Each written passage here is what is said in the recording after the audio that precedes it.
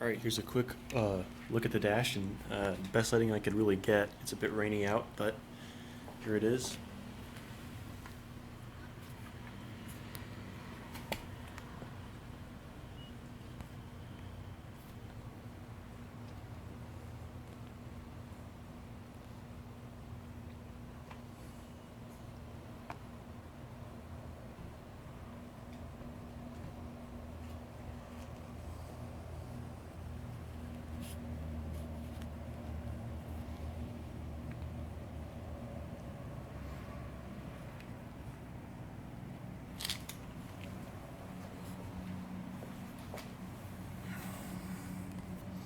Center speaker delete went fairly well, but there's a little bit of cracking over here, and this is actually from the texturizer spray I use. These go about 1/2 millimeter deep at most, purely cosmetic. And if I were to go back with sandpaper, which I might do, it could easily be eliminated. And the thing is, I'm almost out of the spray though, so I might not. Rest of the dash is pretty much how you'd expect. This is a nice, stiff finish. It's not, it's not squishy anywhere where the foam was, especially over the center speaker where there's the most of it. And the finish is uniform. I'll zoom up on it. This is a CM texturizing spray. Did a couple coats. There's another one of those.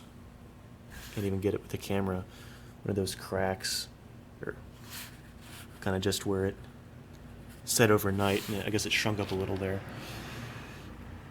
But the main real flaws that I wanted to bring to light were, of course, those small hardening cracks there on the texturizer, which I could, easily sand out, but I mentioned it nonetheless. And if you kind of get back a little bit from the center speaker delete, you can kind of make out a couple small imperfections. Just it's not, it's hand-formed expanding foam basically. If you really do get back from it, and in the perfect light, you can kind of see a small seam. That's kind of the best I can do to capture it. You can kind of see it, right about there. But besides that, it's, pretty hard to tell that there even was a giant cutout there.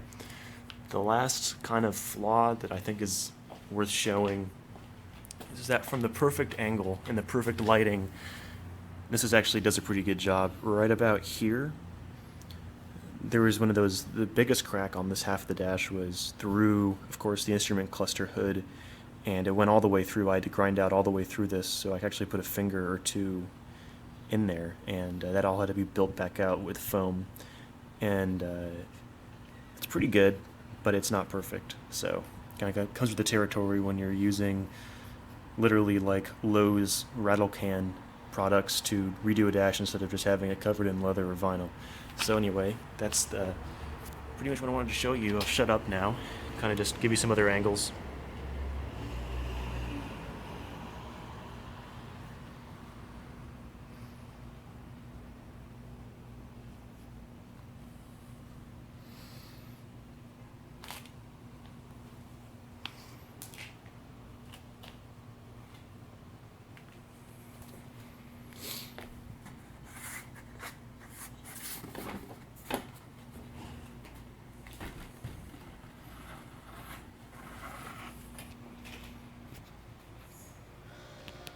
Not a great cameraman, I apologize.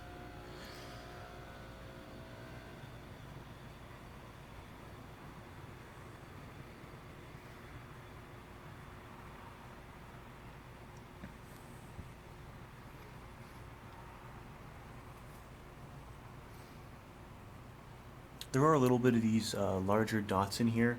That's again from the texturizing spray, and a little bit of sanding will bring those out, and I think I might do that also for the sake of those cracks I've now mentioned a couple times. But overall, this is pretty much what you can expect. This is the first dash I've ever done, and so of course the more practice I get and the more I've done it, the better the results will be. This was kind of an experiment.